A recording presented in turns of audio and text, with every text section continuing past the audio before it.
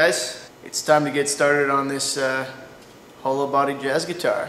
So today what we're going to be starting with is filling in the gaps, the very small gaps that were left between the binding and the body.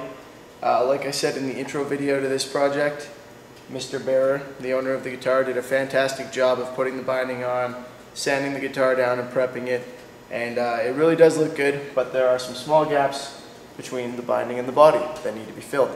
Now, I mentioned that I was going to be doing this using some form of adhesive in order to further solidify the bond between the binding and the body, because the owner has no plans to take the binding off as far as I know. I did ask him, and that's just going to make the whole thing stronger. Now, in the last video I kind of left it up in the air as to which adhesive exactly I was going to use. The options I gave, I believe, were either an epoxy resin, a 2-part, or I think weldbond, I said, was an option, which also dries clear even though it goes on white. So whereas epoxy resin generally hardens quite quickly, sometimes 5 minutes, you can buy it so that it takes a little longer. This weldbond has a much longer open time. It actually takes 24 hours to cure, and if you leave it a little longer, for example, I'm planning on leaving this 3 days, it just gets even stronger. So I've elected to go with weldbond because you can play with it a little longer before it gets hard. So here we go. I got everything I need for this. I've got my filler, the weldbond, a plastic, essentially putty knife. You can use any number of things for, what I'm using this for is forcing the glue into the small gaps, and you can go with pretty much anything. I've gone with this because it's flexible but strong enough that I can really push on it, and I chose plastic rather than metal so I wouldn't risk scratching it. And finally, you're going to need something to wipe away your excess glue with. I've just got a shop towel for that purpose. You can use a cloth or essentially whatever you want. So there are a few of these gaps on the guitar, front and back, and there's no point in me showing you all of them because I'm going to do it the same for all of them, essentially. So I'll just fill a couple right now. We'll give you a closer look at it and we'll go from there. Okay, so I'm hoping you can see this gap over here, at least to some extent. So I've got my glue, and I'm going to put a little bit, not directly on it. You can put it on there if you want. I'm going to put some right next to it, just a little bit. As I've mentioned, it's quite a small gap, so there's really no need to throw a whole bunch of glue on there. And my first step is going to be to move the glue over to the gap and try and force it in. And as you can see, the glue gets clear when it's thin. It also, even if it's on there very thick, gets clear when it cures.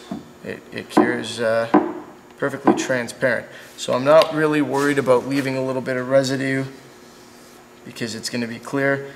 But it's best to wipe away the excess, so I'm going to wipe over it, and then with what's left on my spatula, I'm going to go over it again just to make sure that I've really got that filled. And from experience, I can tell you that this particular adhesive doesn't shrink much when it cures. Some materials do. For example, a clear coat does shrink when it cures. So there we go.